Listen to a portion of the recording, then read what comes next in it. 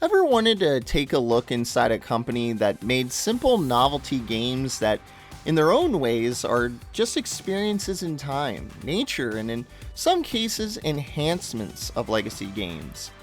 And Arika might be for you. I'm your host, the DOS Nerd. And I'm your co-host and also series producer, Fortifier.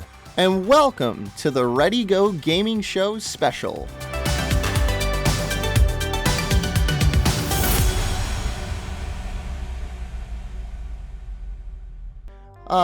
Street Fighter 2. Much better than its predecessor, a game considered the patriarch of the tournament fighter genre. Capcom really hammered the nail on the head with that one. So much so that it remains one of the most popular SNES games, and one of the highest selling titles for Capcom as a company. But today, we're talking about Eureka. You might know them for their EX line of Street Fighter games. A true oddity in the fighting community, but a massively fun time waster. You're probably wondering where Arika fits into this. Well, look no further than Balrog's stage in Street Fighter 2. This is clearly Las Vegas, but do you see anything that stands out? If you look in the background, you'll see the Golden Nugget, a real casino near Fremont Street in downtown Las Vegas on the old strip. But the one thing that should stand out is Nin Nin Hall, right here. This might sound silly, but it holds a relevant industry secret. In Japan, developers, especially during the 90s, tended to use alter egos or nicknames in credits. In some cases, it was even policy. Sega was notorious for this, and according to the book Console Wars, it was company policy to not credit anyone from development teams to instill an all-for-one attitude, and to prevent companies from poaching programmers, something Sonic creator Yuji Naka was pretty pissed off about. And to be honest, it was a really effective practice. Finding out these names are still incredibly difficult to this day because of it. The one that easily comes to mind is Inaf King, which was Keiji Inafune, the creator of Mega Man. But who was Nin Nin? Nin Nin is Akira Nishitani, also sometimes referred to as Palm G, and he was the designer of Street Fighter 2 as well as Final Fight. Soon after the release of Final Fight and Street Fighter 2, Nishitani would leave to form his own games studio, known as ARM Tech KK, bringing several other Capcom developers with him. It wouldn't take long for ARM Tech KK to be changed to Arika, Nishitani's name spelled backwards. The initial move from Arika wasn't to rush into games. Instead, they focused on research and built a very respectable relationship with Capcom. So much so that their first title would be the first iteration of a polygonal Street Fighter game, known as the EX series. A very interesting spin on that franchise that we'll talk about in a few. They ventured into the depths with Ever Blue and Endless Ocean, touched Cave's popular bullet hell series, Dodonpachi, and even had experience with Tetris. In recent years, they've been known to make massively multiplayer versions of some of your favorite games, such as Tetris 99, Pac-Man 99, and Super Mario Bros. 35.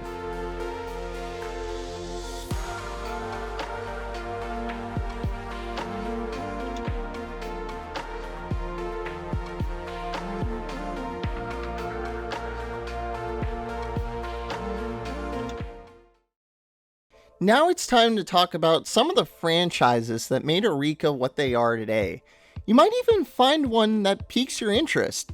Bear in mind, we'll only be talking about games that are considered franchises due to multiple releases. So if you have the time, go out there and explore Eureka. Most of their games are phenomenal. The 99 series is known for being massively popular as an online competitive game series. Some might even call it a battle royale if that battle royale was something simple like Tetris or Mario. The first one to be made was Tetris 99, and this was unexpected because Tetris for a long time was floated around different companies, from Novotrade to Spectrum Holobyte to Microsoft, EA, as well as Nintendo.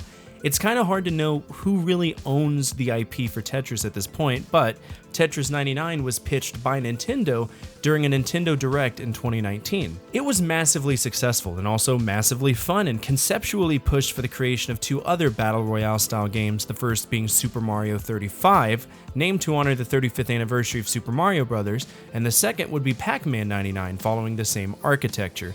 All of these games are tremendous time wasters and worth your time if you want to check them out. The 3D series was a re-release of a bunch of games that were culturally significant in regards to the history of gaming. Titles such as Excitebike, Exevious, Urban Champion, Twin Bee, Kirby Adventure, and Kid Icarus all received this treatment. Fundamentally, the games are the same as their original iterations, but because they're on the 3DS, 3D aspects are added. They're worth checking out if you like the novelty, but the 3D really isn't that necessary. Oh man, this game is gorgeous. Not only on a visual level, but an atmospheric level too. In this game you play as divers in the Manorai Sea, exploring the endless ocean. It's a scuba diving adventure game which for the most part is pretty dry, even though the setting is wet. It's a niche game that has amazing visuals, a simple system, and great music. It was inspired by a title called Everblue, which we'll talk about in a second, but we strongly encourage you to try this game, as well as the sequel Endless Ocean 2: Adventures of the Deep.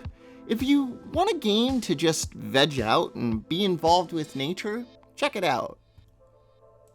Everblue. Whew, man, this one is rough and very archaic. But it would set the framework for Endless Ocean. I mean, it's basically the same principle as Endless Ocean, it just came out a little bit earlier, 2001 to be exact. In the game, you explore sunken ships to salvage items and photograph wildlife to sell it for other items. And it's cool, but only in theory. People really didn't like this title, nor did they like the sequel, but it is what it is. If you like it, you like it. Also, Everblue 1 was only released in Japan and Europe, so you might have a hard time getting into this one. Fighting Layer is what happens when you take the system that made Street Fighter EX unique and let Arika make their own roster of characters. It was a Japanese arcade exclusive title that carried over 2 EX characters, Alan Snyder and Blair Dame, while all the other characters were absolutely original. It was highly successful in Japan and spawned a worldwide release sequel called Fighting EX Layer. Of course, in traditional Japanese fighting game format, they would add ridiculous things to the title like Fighting EX Layer A, or EX Layer Another Dash, or EX Layer Millennium Dash Layer B Rebirth Another Story EX plus Final Mix 2000. Okay, made that last one up. But seriously, great game with awesome mechanics, definitely worth checking out. Tetris is cool, and there are tons of clones.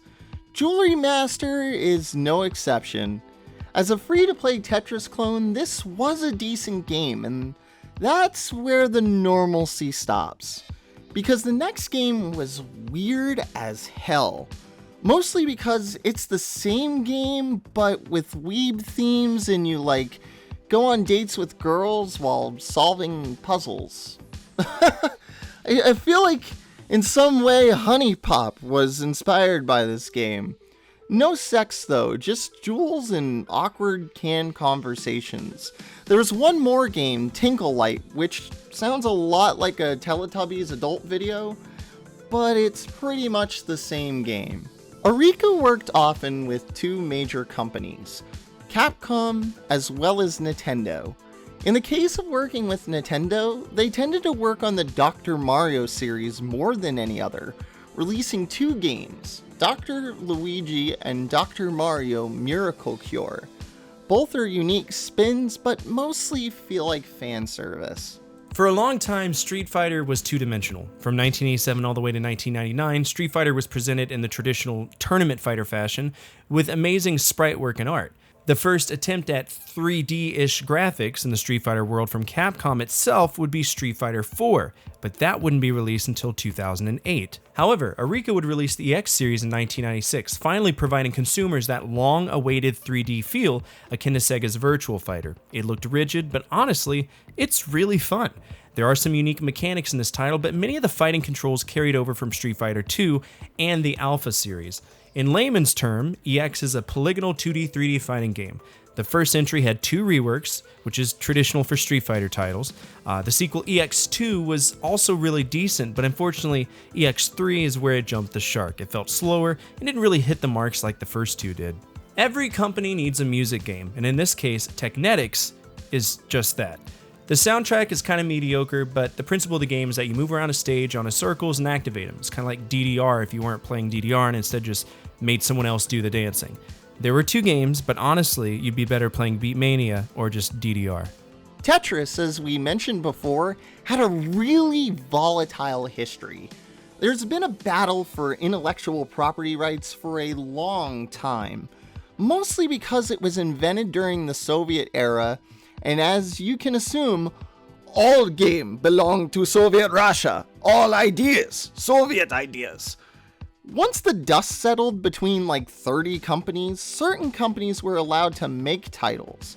Arika would end up making a few. The series would be called Tetris the Grandmaster, a challenging arcade game that was pretty badass. Think of it like normal Tetris on crack with a ranking system. Really fun.